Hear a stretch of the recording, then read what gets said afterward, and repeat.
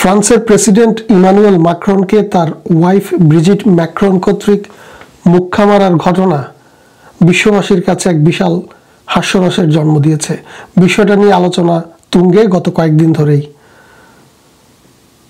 গেল এক বছর আগে আমেরিকার সবচেয়ে শক্তিশালী নারী পলিটিক্যাল স্পিকার ক্যান্ডাস ওয়েন্স দাবি করেছিলেন ফ্রান্সের ফার্স্ট লেডি ব্রিজিট ম্যাক্রন জন্মগতভাবে পুরুষ।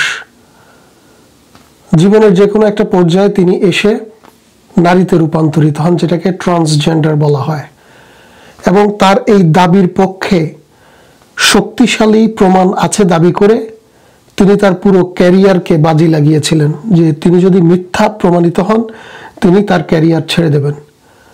ফ্রান্সে প্রায় 17 জন সাংবাদিক নিয়ে কয়েক বছর ধরে গবেষণা করে বিষয়টি প্রমাণ করেছে ক্যান্ডাস ওয়েন্স।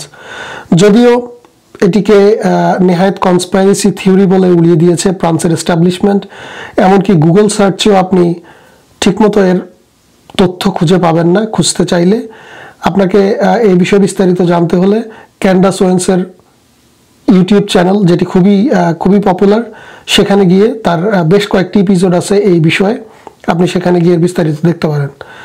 সো ক্যান্ডাস ওয়েন্সের দাবি অনুযায়ী ব্রিজিট ম্যাক্রন ইমানুয়েল ম্যাক্রনকে ছোটবেলা থেকে, তাদের বয়সের গ্যাপ কিন্তু বিশাল, ছোটবেলা থেকে নার্সিং করিয়ে আজকে ফ্রান্সের প্রেসিডেন্ট বানিয়েছেন। সুতরাং মুখা তিনি মারতেই পারেন, বিষয়টি নিয়ে অবাক হওয়ার কিছু নেই। আগে পরে ঘরে বা অন্দরমহলে এরকম ঘটনা বা লাথি উষ্ঠার ঘটনা হয়তো অহরহই ঘটে থাকে।